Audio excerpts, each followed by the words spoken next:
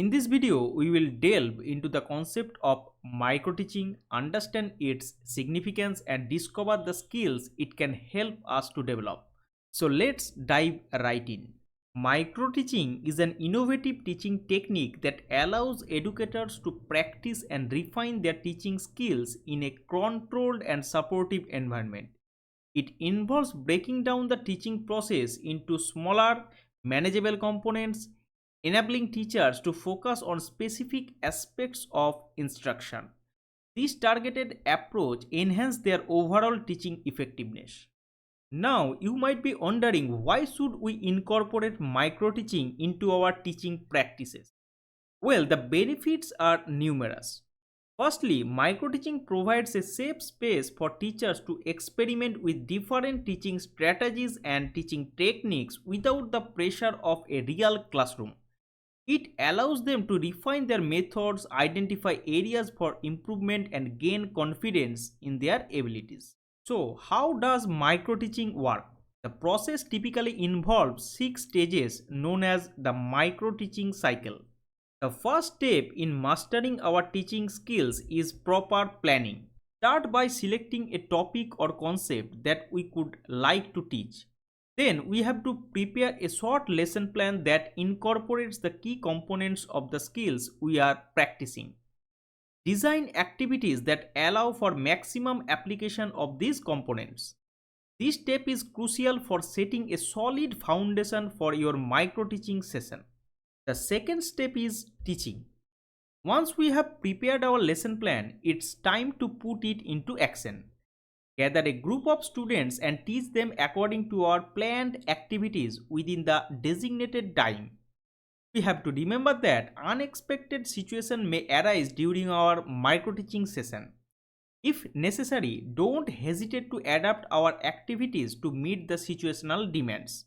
We have to build courage and confidence in handling classroom challenges in an essential aspect of this step.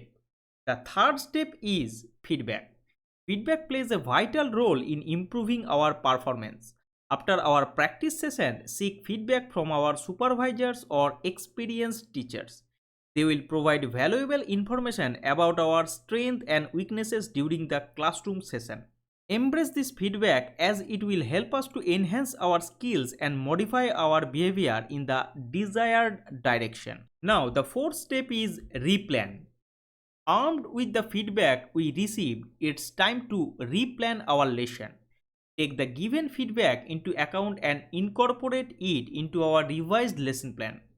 Once again, prepare a micro lesson on the same topic or choose a topic that allows us to practice the particular skill we are focusing on. The fifth stage is reteach. Now that we have our revised lesson plan, it's time to put it into practice again. Teach the micro lesson at another time, either to a different group of students or a different topic to the same group. This variation helps to keep the classroom dynamic and avoid boredom. We have to approach this session with renewed courage and confidence, aiming to perform better than our previous attempt. The sixth step is re-feedback. Finally, seek feedback once again from our supervisors or experienced educators on our second attempt. They will provide us with valuable insights into our performance, allowing us to further refine our teaching skills.